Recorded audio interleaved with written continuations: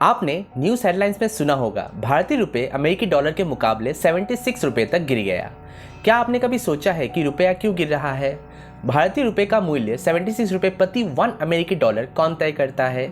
आइए 1947 से अमेरिकी डॉलर के संबंध में भारतीय रुपये के मूल्य का भी पता लगाएं और देखें कि रुपये के मूल्य में गिरावट एक्सपोर्ट और इंपोर्ट को कैसे प्रभावित करते हैं। So let's start the video.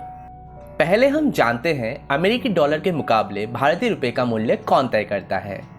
At present ना ही भारत सरकार और ना ही रिजर्व बैंक ऑफ इंडिया भारतीय रुपये का मूल्य तय करता है। अब भारतीय रुपये और एनी वर्ल्ड करेंसी का मूल्य बाजार द्वारा निर्धारित किया जाता है। यहाँ बाजार का मतलब है मुद्रा बाजार।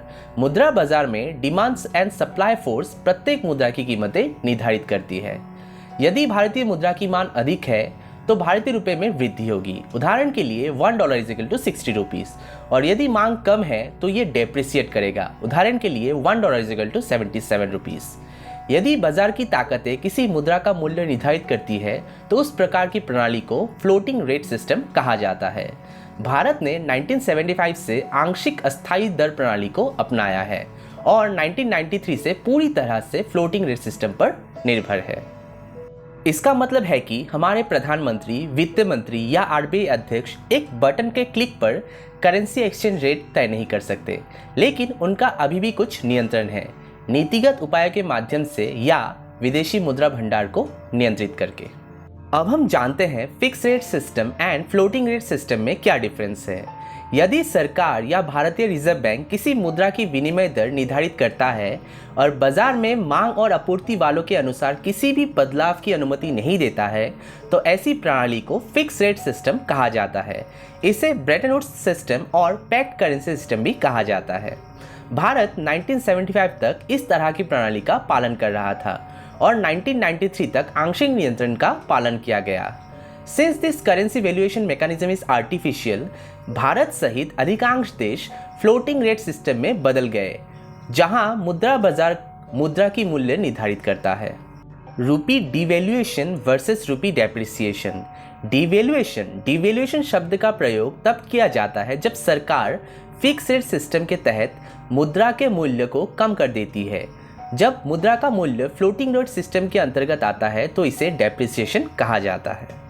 रिवैल्यूएशन एक ऐसा शब्द है जिसका उपयोग तब किया जाता है जब एक फिक्स्ड एक्सचेंज रेट में विदेशी मुद्रा के संबंध में मुद्रा मूल्य में वृद्धि होती है। फ्लोटिंग एक्सचेंज रेट व्यवस्था में सही शब्द एप्रिसिएशन होगा। याद रखें कि हम 1975 तक फिक्स रेट सिस्टम का पालन कर रहे थे। 1993 तक मुद्रा बाजार पर हमारा आंशिक नियंत्रण था, जब IMF स्टैंडर्ड्स के अनुसार हमने अपनी पूरी अर्थव्यवस्था को उदार बनाया। Just look at the chart. 1947 में $1 = 1 रुपीस था। 1966 आते आते ये बढ़ के हो चुका था 7.5 रुपीस, क्योंकि इन सालों के बीच हमने 1962 में चाइना के साथ और 65 में पाकिस्तान के साथ वार भी लड़े थे, और 1971 में $1 = 8.39 हो चुका था, क्योंकि 1971 में हमने बांग्लादेश लिबरेशन वार भी लड़ा था, और फाइनली 1993 में $1 = 31.7 INR हो चुका था, क्योंकि हमने LPG रिफॉर्म भी किया था, और फाइनली इन 2022 $1 = 76.9 रुपीस हो चुका था टिल मई 2022। अब हम जानते हैं भारतीय रुपये का मूल्य और क्या इससे कोई फर्क पड़ता है। ये नहीं भूलना चाहिए कि मुद्रा की विनिमय दर वास्तव में किसी देश की आर्थिक ताकत का संकेतक नहीं है। चीन समेत कई देश मुद्रा अवमूल्यन यानी डेवैल्यूएशन के पक्षधर है। साथ ही 2022 में भारत की आर्थिक स्थिति 1947 की तुलना में कहीं बेहतर है, हालांकि रुपये के मूल्य में गिरावट आई है। वर्तमान में वित्त मंत्री और आरबीआई गवर्नर को चिंता भारतीय रुपये गिरना नहीं बल्कि मुद्रा बाजार में उतार चढ़ाव होना चाहिए।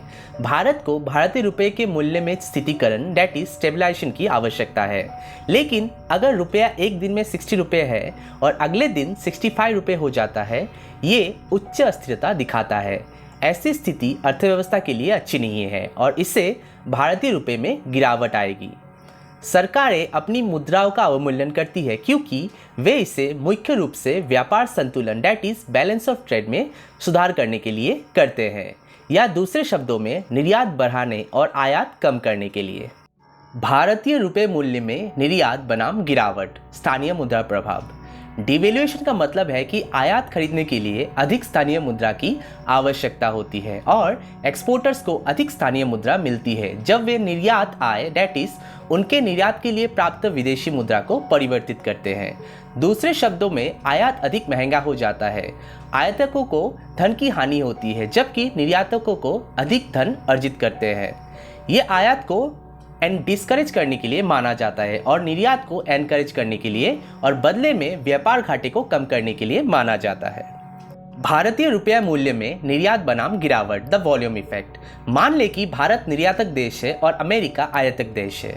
भारत अमेरिका को एप्पल निर्यात करता है। मान ले कि भारत ने रुपये से भारतीय रुपये का अवमूल्यन किया। ₹50 = $1 से ₹100 = $1। रुपये के अवमूल्यन से पहले और बाद में भारत में एक एप्पल की कीमत ₹50 है। अब एनालाइज करें कि क्या होगा। रुपये का अवमूल्यन, अमेरिकनों को $1 में केवल 1 एप्पल मिलेगा। रुपये के अवमूल्यन के बाद अब अमेरिकनों को $1 में 2 एप्पल मिलेंगे। अमेरिकी दृष्टिकोण से सोचे, उनके लिए पहले $1 के साथ उन्हें केवल 1 एप्पल मिलता था। अब भारतीय रुपये में गिरावट के बाद उन्हें 2 एप्पल मिलते हैं। इसलिए भारत से आयात करना अमेरिका के लिए वास्तव में सस्ता हो गया है और वे इस मामले का अपने अधिकतम लाभ के लिए उपयोग करेंगे। ये मामला भारत में निर्यातकों को 2 तरह से फायदा पहुंचाएगा। पहला, वे अब अधिक एप्पल बेच सकते हैं, व्यापार की मात्रा बढ़ेगी। दूसरा, परिवर्तित होने पर उन्हें मूल्य मिलने वाली भारतीय मुद्रा पहले की तुलना में अधिक है। ये पहले ₹50 था और अब ₹100 है पर $1 प्राप्त करने के लिए। इस प्रकार जब भी अमेरिकन डॉलर के मुकाबले रुपये में गिरावट आती है, भारत के एक्सपोर्टर्स को फायदा होता है, जैसे software company, sea food exporters को।